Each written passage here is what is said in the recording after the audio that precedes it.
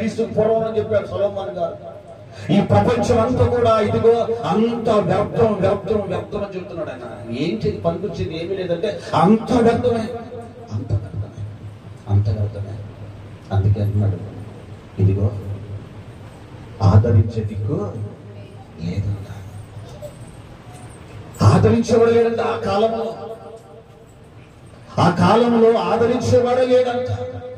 అందుకే ఆదరించు దిక్కు లేక ఎవరిని బాధింపబడుతున్న వారిని, బాధలో ఉన్న వారిని ఆదరించే వారే లేరంట. వాళ్ళకి అనుకుంటున్నాను, నాకు నా వాడు ఉన్నారులేండి, నన్ను ఆదరిస్తారులేండి అనుకుంటున్నారు. కానీ సొలొమోనుని ఎవరు ఆదరించలేదండి, ఒక దేవుడే. నిజమంటే సొలొమోనుని ఎవరు ఆదరించారు? దేవుడే ఆదరించాడు. అంత దుఃఖంలో అంత వేదనలో ఉండి సొలొమోను ఏడ్చాడండి. అలాగే అందుకే బాధింపబడు వారిని అన్నాడు. ఏమన్నది? బాధింపబడుతున్నారు, చాలా రకాల బాధించబడుతున్నారు ఈరోజు.